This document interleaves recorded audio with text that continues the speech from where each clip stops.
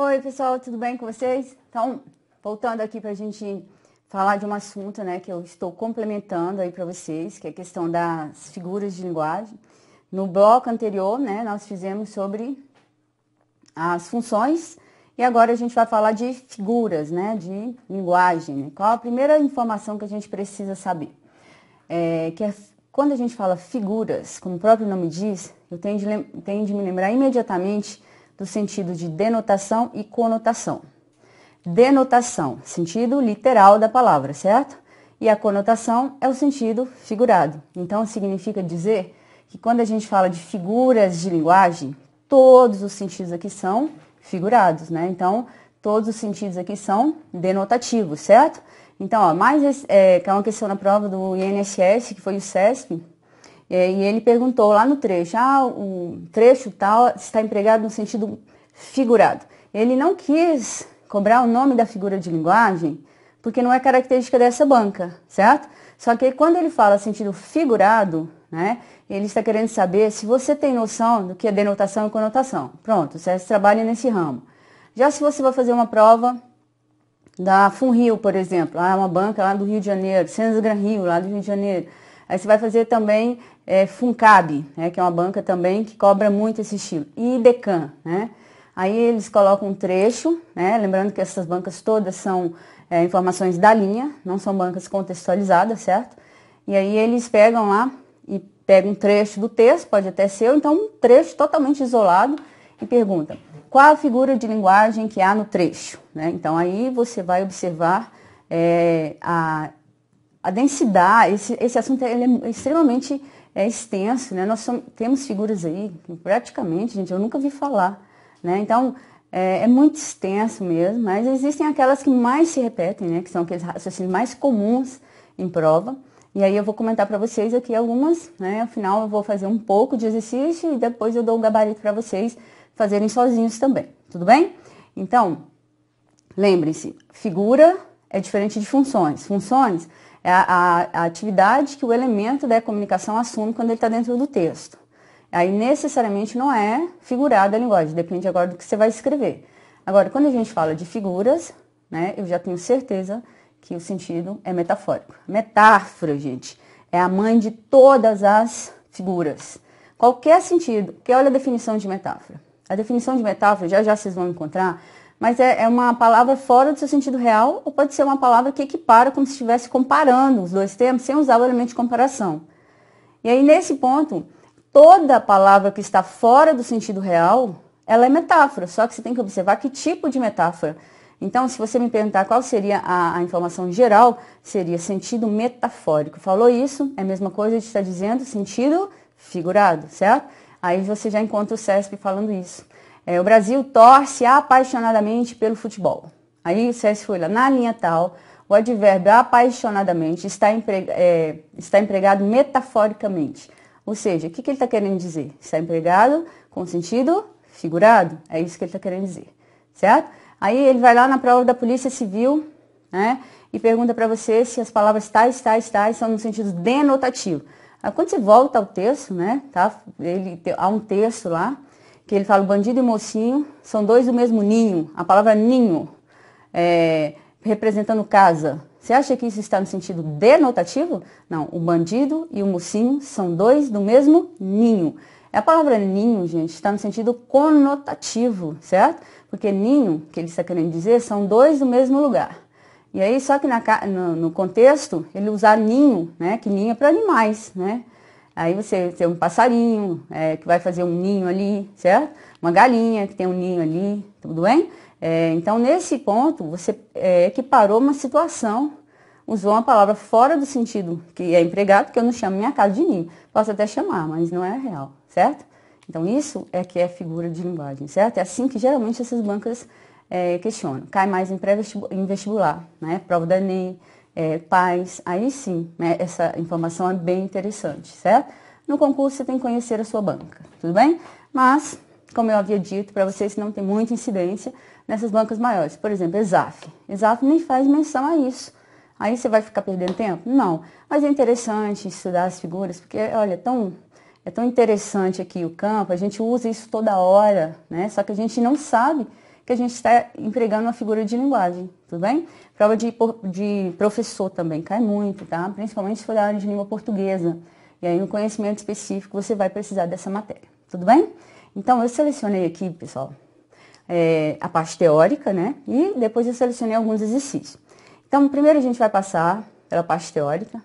E aí eu vou comentando com vocês, certo? As figuras, elas se dividem em figuras de pensamento, figuras de palavras e figuras de construção. Geralmente as provas elas não vão diferenciar se é de construção, se ela é de palavra, ou se ela é de sintaxe, ou seja, eles querem saber se você tem noção do tipo de figura que vocês têm ali, né? Como o próprio nome diz, se é uma figura de palavra, é porque você vai interpretar uma palavra. Se é de pensamento, é porque você vai interpretar o pensamento. Por exemplo, metonímia. Você vai interpretar, né? Então, por isso que é de pensamento, você tem que pensar para interpretar. E a figura de sintaxe, né, que é de construção, ela é usada para construir a frase. Algumas são aceitas até do ponto de vista gramatical, mas outras entram no risco de você cometer um tipo de concordância que a gente chama de concordância irregular ou ideológica, que é a concordância por sílabes. E a sílabes é uma figura de construção, certo? Então, vamos conhecer algumas? Então, de olho no tela e qualquer coisa, né, pode mandar uma mensagenzinha aí no meu blog, né, que vocês têm acesso aí, fale com o professor, e aí vocês podem falar comigo, tudo bem? Então, vamos lá, professora. Olha, quando eu coloco elipse e zeugma, né? Professora, mas eu sempre aprendi que elipse é diferente de zeugma, mas você colocou junto. Olha, cada uma é uma coisa, só que aí eu vou te dizer que a zeugma é bem assim, ó. Então, se a gente fosse estudar uma relação de conjunto, por exemplo, né, aqui e aqui dentro. Olha, aqui fora é o que a gente chama de elipse, já vou mostrar. E aqui seria a zeugma. Então, eu posso dizer que toda zeugma é uma elipse, mas eu não posso dizer que toda elipse é uma zeugma. Então, professora, diferencie para mim. Gente, elipse é qualquer forma de omissão. Qualquer forma de omissão facilmente subentendida, certo? Omissão facilmente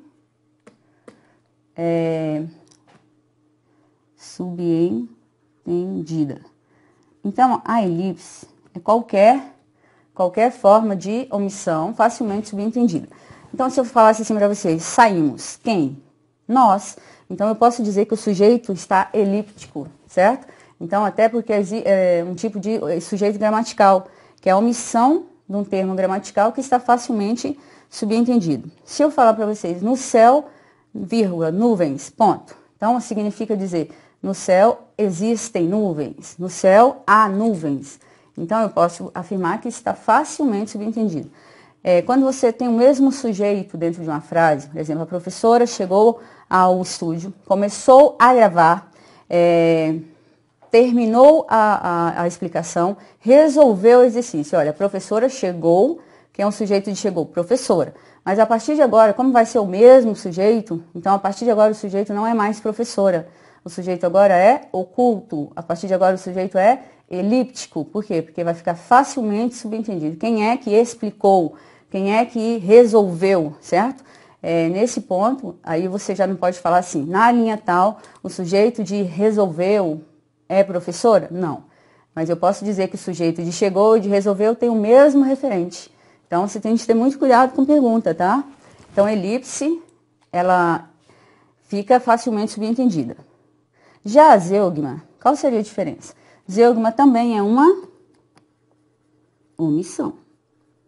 Mas a omissão aqui é omissão, literalmente não é qualquer tipo de omissão, é omissão do que já foi dito. Geralmente é omissão do verbo, mas pode ser de palavras, tá?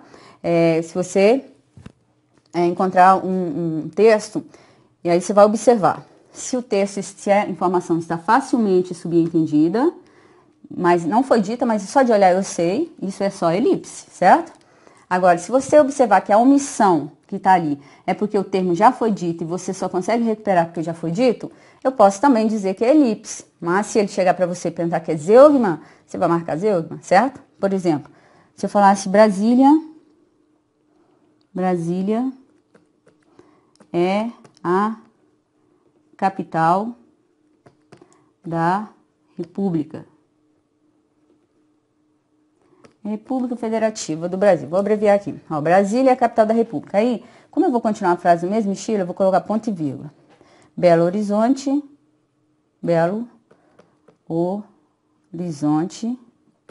vírgula, de Minas Gerais.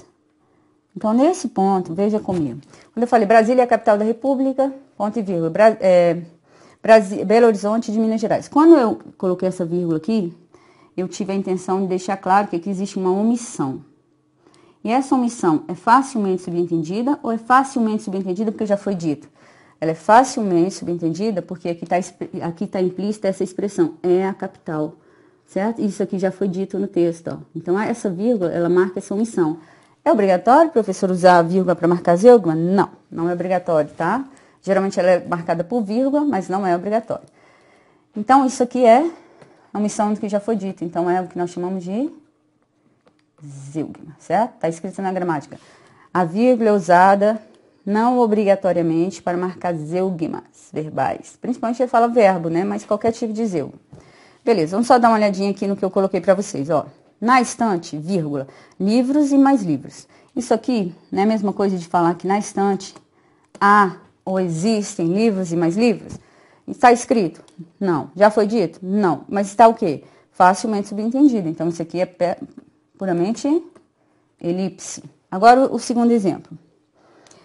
Ele prefere um passeio pela praia. Eu, cinema. Na verdade, ele prefere um passeio pela praia. Eu prefiro. Então, o que você sabe que aqui existe prefiro? Porque já foi dito. Então, eu prefiro cinema, certo? Então, isso aqui é o que nós chamamos de zeugma, certo? Então, aqui tem a explicação. Ó. No exemplo 1, percebemos claramente o verbo haver. No exemplo 2, zeugma, e depois vocês vão ler.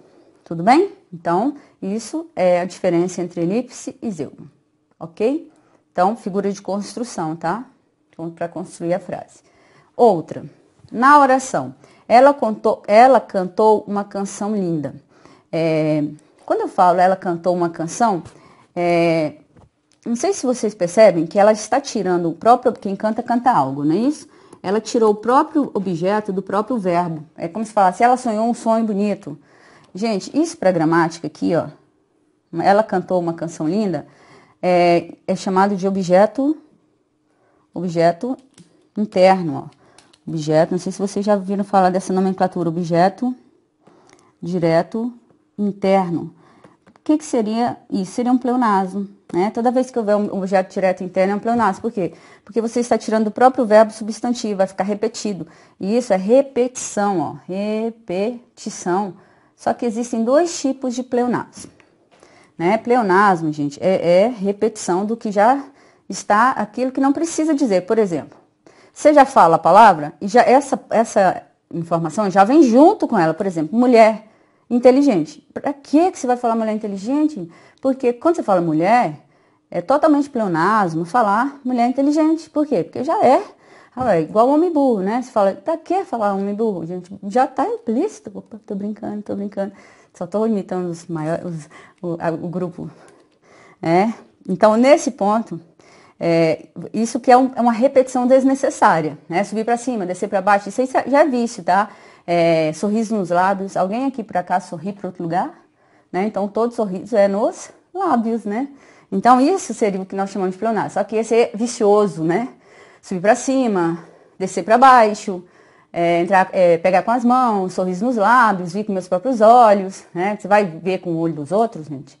Em todos os países do mundo, por acaso há país fora do mundo, né? Então, existem alguns pleonasmos que eles são necessários. Por exemplo, horas do relógio. Por quê? Porque existem momentos, aí quando eu vou explicar crase, por exemplo, eu falo assim, pessoal, vou falar um pleonasmo aqui justamente porque para ficar claro para vocês. Crase é obrigatória com horas, mas tem de ser horas do relógio. Isso é um pleonasmo que foi utilizado para reforçar a informação. Então, ele não é considerado erro. Por quê? Porque se eu falar só horas, aí a gente se confunde com espaço de tempo. Daqui a 2 horas, aí você colocaria crase, porque esse é hora, momento, certo? Então, alguns nós usamos mesmo para dar ênfase, como esse aqui, ó. Ela cantou uma canção linda. Então, essa informação de tirar do próprio verbo complemento, o próprio radical do verbo é o substantivo veio do verbo. Igual sonhar um sonho, né? Que é óbvio que você sonha um sonho. Então, por isso que fica pleonasmo. Então, existe o pleonasmo estilístico e o estilístico e o pleonasmo vicioso. Vicioso, gente, é aquele que a gente usa toda hora, né? Por exemplo, que eu falei para vocês. Sorriso nos lábios. Sorriso nos lábios. Conviver junto. Porque quem convive já é junto, não é isso? E o estilístico é usado para dar ênfase. Isso aqui é figura de construção, ó. Foi usado para dar ênfase, por exemplo, aqui nesse contexto, ó. Vi com meus próprios olhos.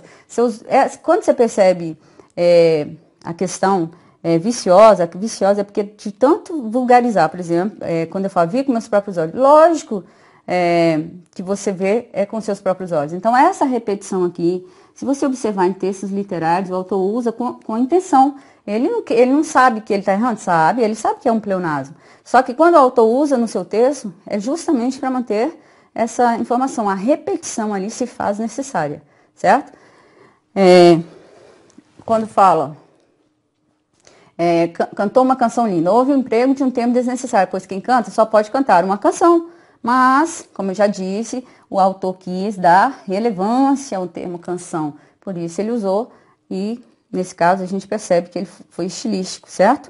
Então, vou colocar aqui horas do relógio, só para vocês observarem, tá? Então, eu usei para dar ênfase mesmo. Qualquer pleonasmo, sendo vicioso ou estilístico, se o autor usar no seu texto, é porque ele quer realmente dar ênfase. É errado? Para norma padrão, sim, né, gente? Isso aqui se chama redundância. Está repetindo ideias que já estão implícitas na frase, certo? Então, fiquem atentos. Hipérbato, né? Olha, hipérbato, se você observar, eu vou ler o trechinho aqui com vocês, e aqui embaixo eu coloco a definição para vocês, tá? Então, exemplos. Correm pelo parque as crianças da rua, na escada subiu o pintor. As duas orações estão na ordem inversa. Por exemplo, se eu colocasse na ordem direta, ficaria assim. As crianças da rua correm pelo parque. O pintor subiu na escada.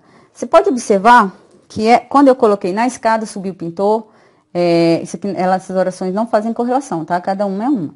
Quando eu correm pelo parque as crianças, e quando eu coloco as crianças da rua correm pelo parque, isso aqui seria a ordem direta. Então, o hipérbato nada mais é do que inversão da ordem direta da frase, certo? Isso que é hipérbato, né? Se perguntar para vocês, marca alternativa em que há um hipérbato. É só você observar se existe alguma alternativa em que há a inversão da ordem direta da frase. E aí, nesse ponto, é mais comum você encontrar isso também em poesia? Não, né? Aqui agora você pode encontrar em qualquer autor. Isso depende muito de quem está escrevendo. Até porque o que a gente mais encontra hoje nesses textos é a ordem inversa da frase, né? Mas lembre-se, né? Isso já não é isso não é já uma função normal da língua. A primeira função da língua é sujeito, verbo, complemento. Isso aqui seria a função normal. Inverteu, você está usando uma figura de linguagem que chama hipérbato, certo? Perguntar para vocês então o que é hipérbato, nada mais é do que a inversão da ordem direta da frase. Não se confunda com anacoluto, certo? Anacoluto é escrever uma frase quebrar a sequência imediata da outra. É como se você falasse nada com nada, né? Então, o hipérbato é só a inversão. Se você tirar um tempo fora dessa ordem aqui, ó, isso já é hipérbato, certo? Beleza? Então, vamos ver. Ó, aí eu coloquei na sequência justamente porque as pessoas se confundem muito com anacoluto. Veja, anacoluto é a falta de nexo que existe entre o início e o fim de uma frase. Então, é como se eu fosse dizer que é estranhamento, é quebra da estrutura sintática. Aí eu vou dizer aqui, ó, interromper o pensamento lógico numa definição mais popular. Interromper o pensamento lógico da frase, né? Então, nesse ponto, você começa a escrever uma estrutura e do nada você está falando de outras, não é nada a ver o que a gente estava falando. E aí eu vou chegar aqui para vocês e olha aqui, é a falta de nexo, né? Então, eu vou definir melhor aqui, dessa forma. E aí você chega na frase e começa a ler comigo. Você vai perceber que não tem nada com nada, né? Então, nós temos aqui 2 gatinhos miando no muro. Você espera que continue falando de gatinhos miando no muro, né? Aí a pessoa, conversávamos sobre como é complicada a vida dos animais.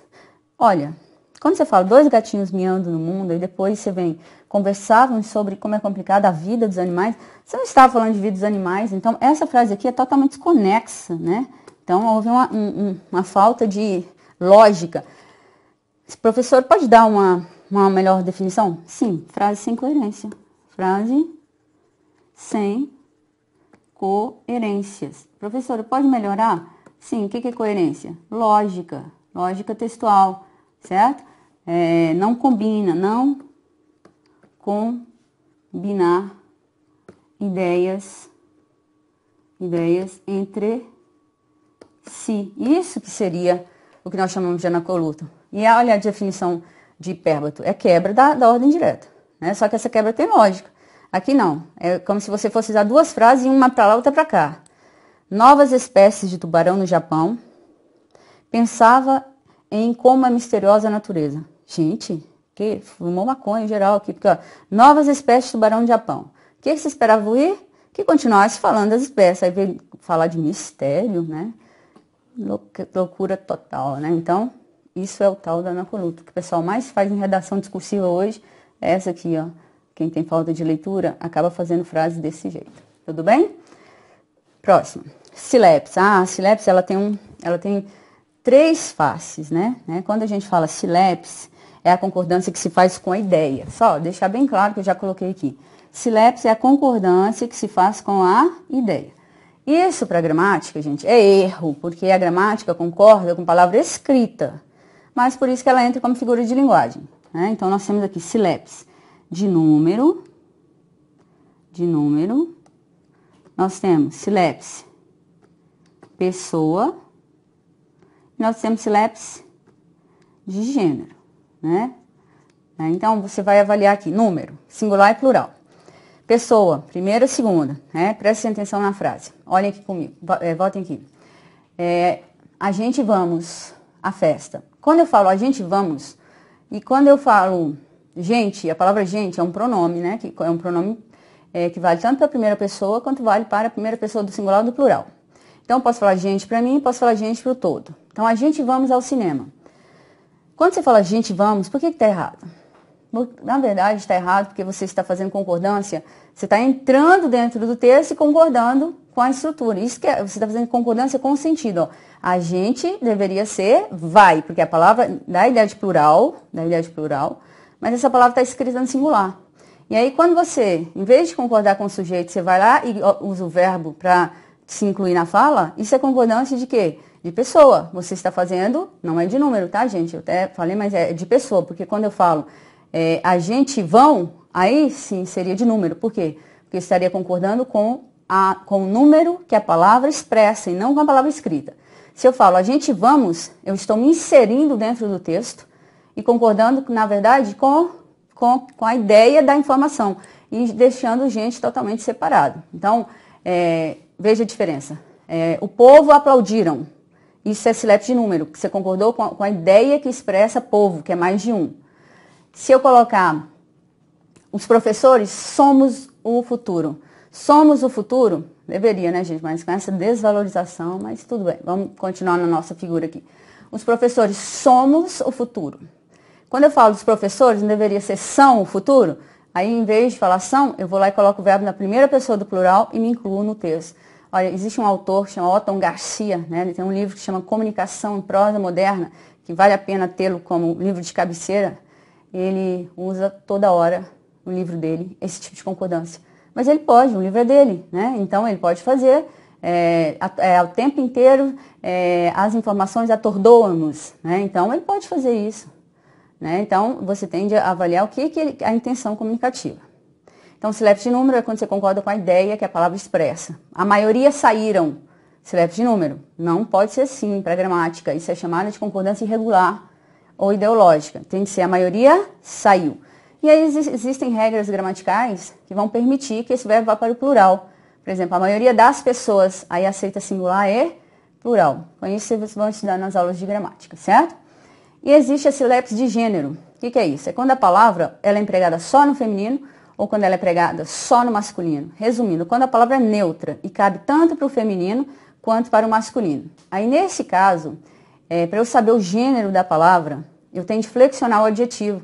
Os adjetivos que se referem nesse ponto a essas palavras têm de estar no feminino ou no masculino, para eu saber se essa palavra é feminina ou masculina, né? Por exemplo, isso ocorre muito com os pronomes de tratamento. Vossa Excelência é um pronome de tratamento. Só que Vossa Excelência é um pronome de tratamento que cabe para o feminino e para o masculino. Ele é feminino. Na verdade, eu mais considero como neutro, mas ele é feminino. Vossa Excelência. Se você quer saber se Vossa Excelência é feminino ou masculino, porque não tem como, por isso que não aceita crase diante de pronome de tratamento, porque eles não aceitam artigo. Aí você vai fazer isso, ó. Vossa Excelência deve ser informada da reunião. Quando eu falo informada, eu estou dizendo que quem é a excelência? Do sexo feminino. Então, os adjetivos que se refiram, nesse caso, tem que concordar não é com o pronome, sim com o gênero da pessoa que recebe. Se fosse masculino, Vossa Excelência será informado, certo? Aí seria para alguém do sexo masculino, beleza? Não tem muita incidência, geralmente você precisa saber a CILEP de número, porque é interessante a concordância verbal, tudo bem? Então, CILEPs, concordância que faz com a ideia de número, singular e plural, pessoa, primeiro, segundo, terceiro, e gênero, né? Concordar com quem recebe, tudo bem?